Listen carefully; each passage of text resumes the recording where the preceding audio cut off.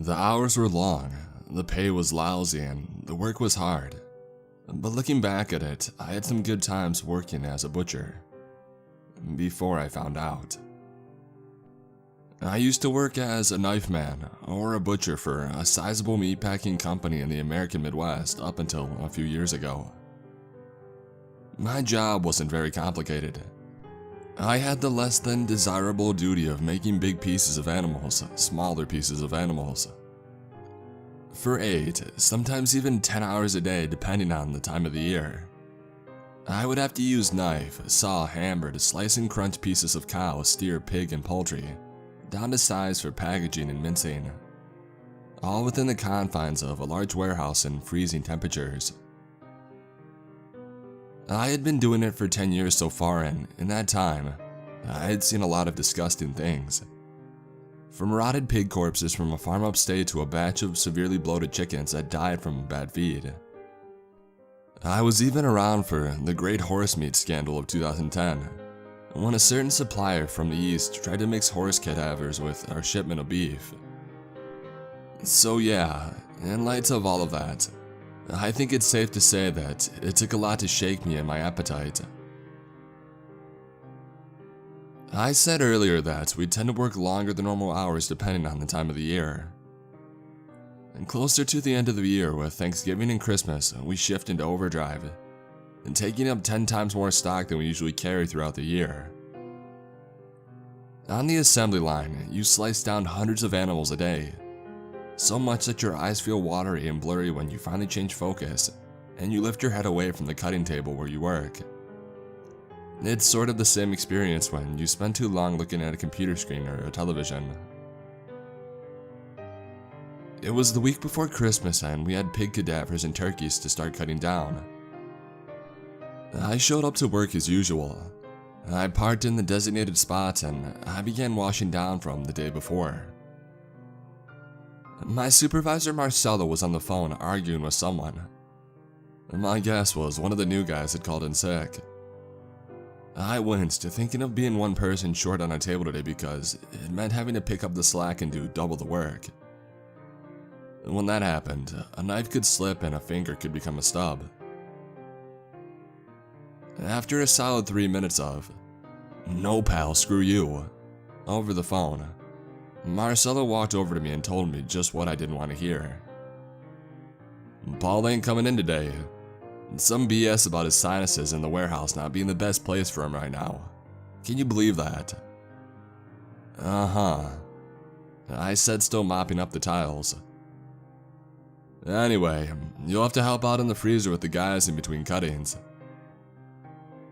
I grunted in compliance before finishing up mopping. I didn't care much for Marcelo, but he was the closest thing to a supervisor we had on the table, and getting him angry a week before Christmas would not be the smartest thing to do. In all honesty, I was more angry at Paul than Marcelo.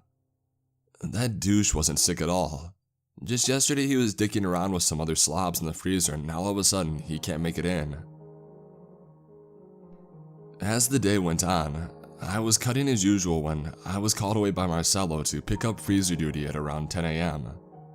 Just for a couple hours before going back to my regular duties. I had to help the rest of the freezer guys push larger racks with cadavers into the freezer for storage before they reached the cutting table. It was heavy. I was a smoker and a bit over the hill, some might say, so I had some trouble adjusting to the pace of work. Most of the freezer guys were younger than I was, so they had some fun at my expense, watching me trying to keep up with them. But I didn't care. I just wanted to finish this up as fast as possible before getting back to my actual job. On the first trip to the freezer, I started pushing a rack of beef all the way to the back of the large freezer, before being yelled at by Carl, one of the freezer guys. "What do you think you're doing?" Carl barked angrily.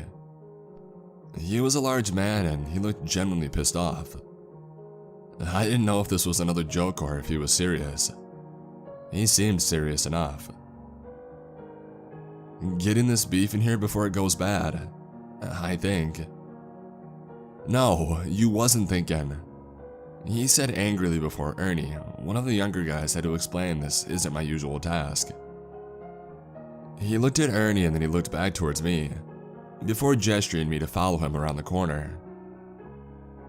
Look, I'm sorry if I upset you. I was just spreading out the racks to make room for more shipments. I began as we were out of earshot of the other guys. Nah, not that. Have you ever worked in the freezer before? Carl asked. I have come up here a few times, but not for anything too long, I said. He studied my face a while before saying, We got a few rules we work by up here. Never come into the freezer by yourself.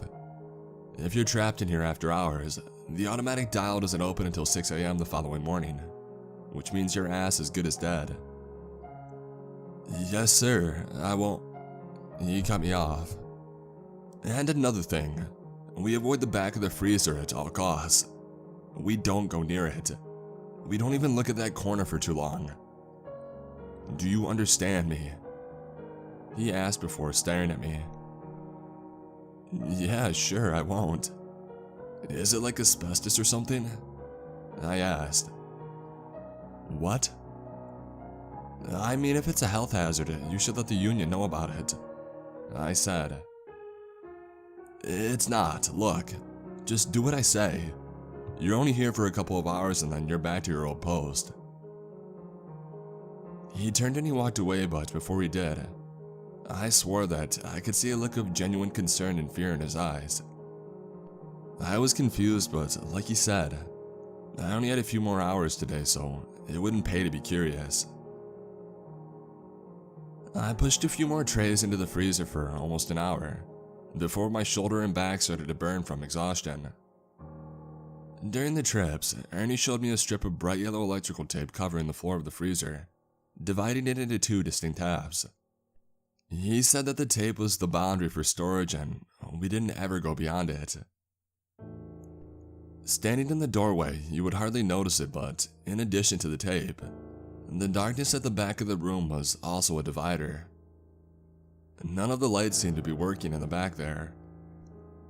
Ernie said that the last of the lights blew out about 20 years ago, and since then, nobody had been back there to change them. He seemed genuinely worried talking to me about this. I thought that it was serious stuff. Maybe asbestos wasn't the worst thing in the back there. What if there is some kind of fungus or mold? We bring in hundreds of dead animals a day. It's a perfect culture for something like that to happen. Or maybe this company was just a huge front for drugs or some shit like that, and the back of the freezer was where they stashed it.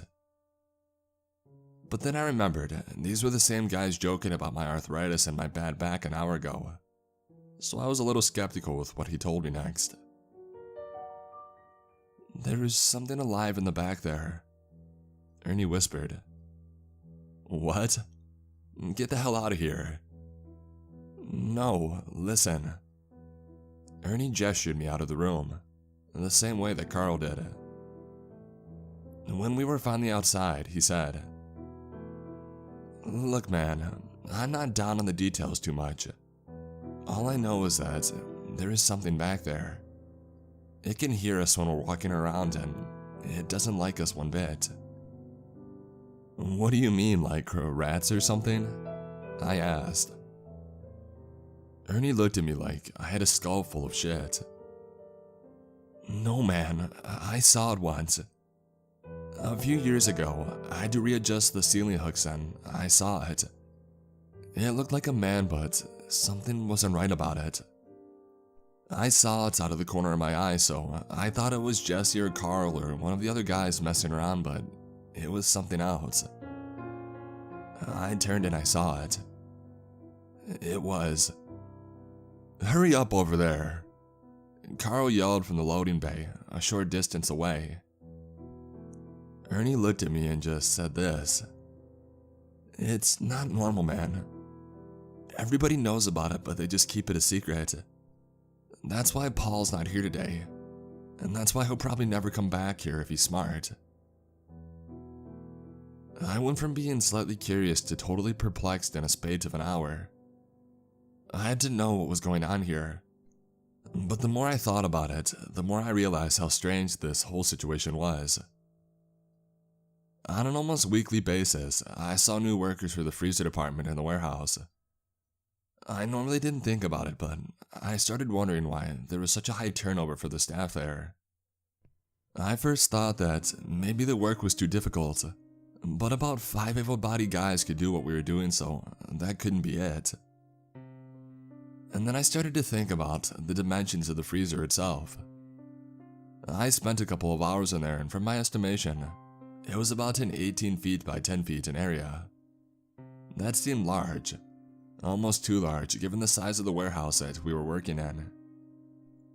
I've had smoke breaks outside, already on the western wing of the warehouse where the freezer was located, and I could never remember seeing an annexation or anything to indicate the warehouse was big enough to accommodate a room that size. A truckload of pigs had just arrived and most of the guys were at the loading bay, and when I decided to find out about the back half of the freezer, it seemed ridiculous that a bunch of grown men were still afraid of some boogeyman. Ernie and the rest of those guys were probably just trying to spook me, and given the opportunity, they would sneak up on me with a rubber mask or some other stuff. But that didn't explain how they managed to rope a hard-ass like Carl in on it, or even the need to constantly replace freezer guys. And last but not least, the mystery room, which seemed one size on the outside of the building and much larger on the inside. As I walked towards the yellow tape in the freezer, I remembered what Carl had told me about being in here by myself. I tried to shrug it off, but I couldn't help it. In one step, I crossed over the tape and I ended up engulfed in pitch blackness. I looked up at the ceiling and at least Ernie wasn't lying about that. The lights in the entire back part of the freezer for that matter looked as if it hadn't been cleaned or maintained since the Clinton administration. It smelled bad. Not like a mold as I had originally thought, but it was a raw, meaty smell. I know that I work in a meat warehouse, but this one was different. Beneath the fresh scent of meat, it smelled just not bad, but foul. Dirty. If the health inspector had found out about this, it would be mayhem. But why hide a bunch of old rotting meat back here? And that's when I got my answer. I heard it before I saw it. Looking back, I'm not sure if that was good or bad. A slow cracking noise like bones being broken and tendons being torn. So sickening that I winced a little before turning around to see it. It was ugly, unnatural. A man about 7 feet tall, only it wasn't a man. He was covered in semi-fluid, embryonic down sort of like the white of an egg when it's being fried up. With horns on its head, cow's horns, hooves for legs and arms, and a sickening smile that spread across its cheeks. He was vile and rotting in the back there, and this was no prank. It felt like looking at evil, this mishmash of things. Hello. The thing croaked in a guttural voice that had a strange bovine quality to it. It's nice here. Stay for a while.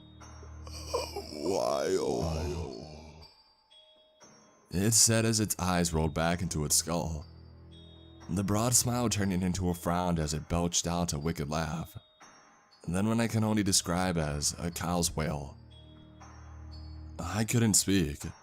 I could only feel my face twist in fear, but not much else. I did the only thing that I could do. Run. My legs felt heavy, but I ran just as this thing lunged at me, with its hoof hands. As it moved over the yellow tape into the light, I could see other things that I didn't notice in the darkness. Instead of a nose, it had a pig snout and a shiny black eye just above its cheek. The white coating was not down as I thought, but feathers. My God, what is this thing? It was abhorrent and I felt sick to my stomach just looking at it. I almost slipped and fell as I ran out and slammed the heavy freezer door shut, in time to hear some more sinister giggling and wailing. Someone had to have heard that, I thought. Someone. Carl, Ernie, Marcello. Someone had to hear the sound that it was making and was coming. But nobody came. As yet. After about 5 minutes of my body pressed against the outside of the door, I got up and I peered in through the narrow window. But it was still there, peeking at me with eyes all too human. I felt a pang of fear hit my heart and I turned away quickly. "The hell are you doing?" I heard a voice say. I had never been so happy to see Carl in my life. He was about to scold me when he saw the expression on my face. He slowed his jog and a look of sincere concern washed over his face. "Are you okay?" he said softly as the other freezer guys huddled around behind me. I could only shake my head from side to side. "I know, don't say a word. Try and catch your breath." My ribcage felt 2 sizes too small for my lungs. Did I really see what I thought I saw? The memory of it alone was enough to make my pores raise. When the men reopened the freezer door, of course it wasn't there. Save for a few knocked over racks of meat, there was no evidence of it. And not that Carl or any of the other guys doubted what I saw. Carl took me to sit down outside of Marcelo's office while he spoke with me. After about 10 minutes, Marcelo came out and handed me a sick leave form which I signed and I got to go home. Carl was nice enough to even walk me out to my car as I left the warehouse. It felt like the longest walk of my life, and Carl looked at his shoes almost the entire time. Before I could open the door, he finally broke the silence. "I peed myself," he said.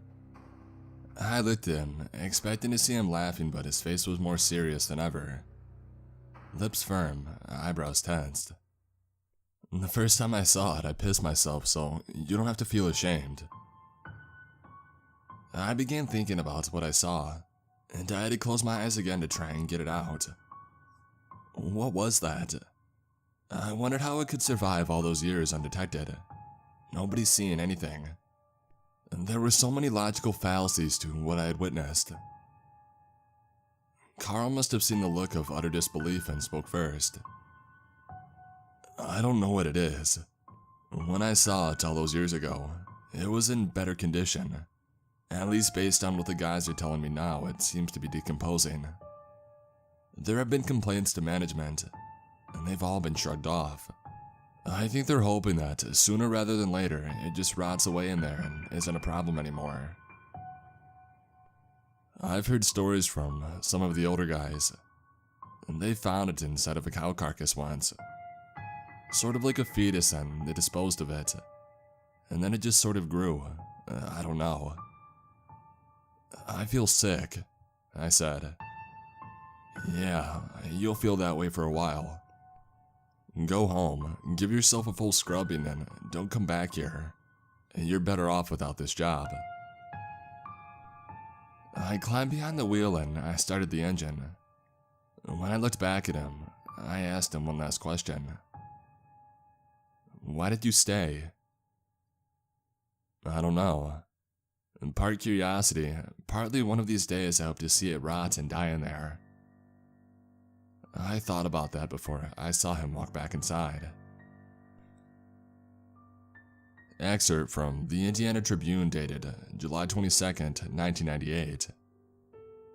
Man-cow fetus found in Uptown Cattle Ranch. Farmers declare hoax. The Minot Community Center in downtown Indiana was the scene of outrage and heated arguments, as members of the Indiana Cattle Farmers Association held their monthly meeting. At the top of their agenda were reports of unexplained cattle death and, in several cases, failed pregnancies among cows. Chairing the meeting was the association's vice president, Carl Felix, who struggled to maintain order over the irate farmers who were quick to cast blame at each other, alleging sabotage and threatening legal action. One farmer, identified as Dalton Alexander, even alleged that in one case his prized cow had given birth to a weird hybrid, and offered a bizarre explanation for the incident. It's not bad enough we have to worry about all this mad cow disease talk, and the market price. We have to worry about some pervert violating our cattle. It's not right.